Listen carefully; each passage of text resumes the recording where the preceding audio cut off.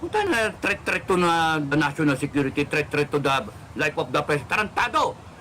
The president is the threat to the future of this country. Ang hayop kayo. She is not a threat to national security, mga kababayan. Tandaan nyo yan. She is a hope of this country. Doon nakatayo Wag na ang wag niyong FBM. sasaktan yan. Wag na wag niyong sasaktan yan. Kasi kayo lahat. Uubusin namin kayo. Yan ang threat sa presidente. Isipin muna natin, satellite view muna tayo. Satellite view. Okay. Tapos tinawagan ako ng mga ibang commander. Naku. Talagang gigil na gigil. Oh. Pero ang ano dyan is Mga commander na ho, ha? walang kayo nakita sa akin. Mga commander, ano? Lahat, nationwide. Pag wala kayo na dinig sa akin, walang hudyat, the mere fact na makita nyo ko, yun yung hudyat. Ang sa akin na magiging hudyat ay yung Duterte. Naku. Duterte. Okay. Sabi nyo, neutral tayo. Sabi nyo, neutral. Kailangan neutral. Eh, kasi neutral ka, tingnan nyo AFP, neutral. AFP, neutral. Okay. Pati AFP, sasabunin ko. Sorry mga AFP sasabunin ko kayo. Okay. Yung statement in time, minura-mura ang presidente, minura-murang ano, tapos ano. Eh, gigil na yung tao. Utangin na ninyo, kayo, BBM. Manggagamit ka talaga gago. Okay. Gago ka talaga Oh, presidente ng Pilipinas, gago ka Tarantado ka napakawalang yamo Sa totoo lang. Sa mga maka-BBM, sorry pero gago talaga yung BBM na yan Kita ninyo ang dami problema ng Pilipinas. Hindi siya nagpapakita. Biglang minura siya ni Inday. Biglang lumabas ang gago. Tapos sabi niya, hindi niya papalakpasin yan. Utangin na ka, gago. Hindi mo palalakpasin. Tarantado ka pala Ikaw nga ang dahilan ng lahat ng ito Mapadrug test ka na muna, gago. Gago. Nayupa ka. Tangina mo, kaya nagkahagan ito yung bansa dahil sa iyo Binoto ka namin. Pagmamalaki mo pa yung boto mo, gago. Tangina mo. Mahalaga yung boto mo. Paano yung boto ng isa? Boto ng vice president mo, mas marami yung boto yon. Gago. Tangina mo. Sorry. Nakapitbahay ko mano. Kainit ng ulo, kaya ayoko mag-vlog Umiinit ang ulo ko Magsasalita ka, hindi mo palalakpasin. Tarantado ka, pinalakpas mo yung baha. Ang daming namatay. Pinalakpas mo yung kongreso mong magnanakaw. Pinalakpas mo yung komunista dyan sa kongreso. Convicted na, nagko-contempt ng mga inosenteng tao. Utangin na ka. Gago, sorry. Nahayop ka, ngayon ka lilitaw, tatapang-tapangan ka, gago. Tangina mo. Ipapakita mo pa, presidential ka. Mali ka ng sinabi, mali. Ang dapat sinabi mo, kung may threat sa'yo, Inday, huwag ka mag-alala, babantayan ka namin. I am ordering the armed forces, as your commander-in-chief ng PNP, I'm ordering you to make sure that nothing happens to the Vice President. Tapos! Yun. Ikaw babanata mo, kakasuhan mo, gago! Tanga! Presidenteng ewan, tanga ka talaga. Tungang. What you are creating is divisiveness in the country. Gago. You are placing the country in the verge of civil war. Gago. Tangina mo. Tanga. Tangina nyo. Hayop kayo.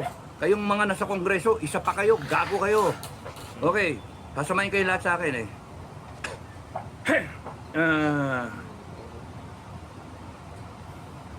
ang ano na to, tanin niya yung nagtatalong politika.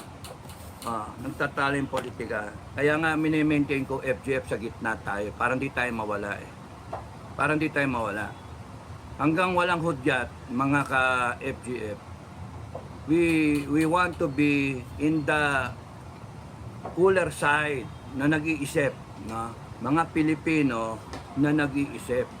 Kasi pagka sumausaw ka dyan, mawala ka Galit na Galit. Ako galit na galit ako pero kinokontrol ko. Kung nadidinig yung usapan namin ni Bukay, ni Commander Metran, galit na galit ako. Kung nadidinig din yung usapan ko sa ibang commander, galit na galit ako. Natatawa nga sila Gigil na gigil ako Pero kinokontrol. Abdaldo. Courage is not just plain tapang, the stupidity. Plain tapang, the stupidity. The courage is the ability to control yourself, control your fear, control everything, and perform the mission. That's courage.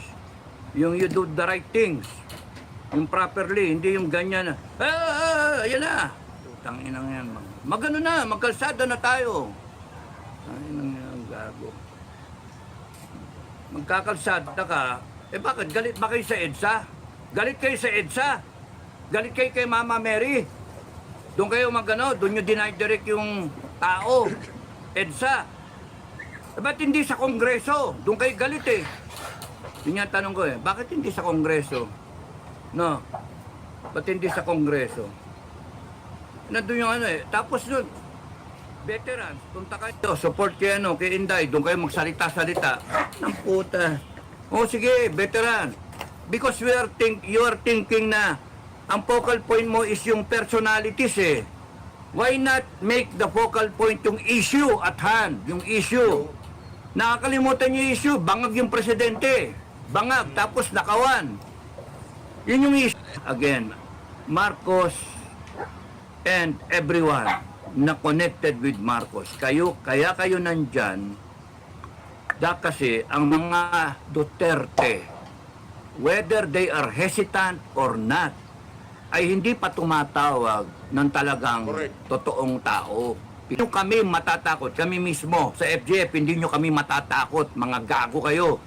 Naghihintay lang yung grupo ko eh, naghihintay lang. Tangina ninyo. Gago kayo. Tapos sa AFP, sinabi ko na ba yun kay Marcos? Dapat ang sinabi mo, Marcos, huwag niyong gagalawin si Inday. Hindi mo ginaya si Duterte, no? You still respect tong tanga na to, kahit tanga, you still respect her because she is the vice president. She was elected by the people. Sabi ni Dos, the hope of this country. Tandaan niyo yan. At doon kami tayo. Wag na wag niyong sasaktan yan. Wag na wag niyong sasaktan yan. Kasi papatayin namin kayo lahat. Uubusin namin kayo. Yan ang threat sa presidente. Utangin na niyo lahat. Subukin niyo kami ngayon. Gago sa akin. Nakaset up yung bansa natin para civil war. Ha? Kayong mga Pilipino, makinig kayo. Kayong mga madata ng mga Pilipino, makinig kayo. Putang ina, panay salita-salita, panay yabang eh. Hindi nyo ba naiisip na tayo magbabanggaan tayo lahat? Kaya AFP, PNP, pigilan nyo to. Pigilan nyo. Mawawalan kayo ng papel pagka hindi nyo ginawa yung papel ninyo. Ano yung papel ninyo? Papel ninyo ay you support and defend the Filipino people. You defend the Filipino people. You uphold the Constitution. Ang ginagawa nitong mga putang ng mga politikong to na di tinotolerate ninyo, they are now using the Constitution. No? Binababo lang, ginagago kayo, ginagawa kayong tamukyo. Utusan lang kayo eh. They are using the Constitution to quell the resistance brewing because this resistance ang totoong Pilipino. And you are becoming an instrument of these stupid people in government because you are tolerating them. Tangin lang yan. Correct.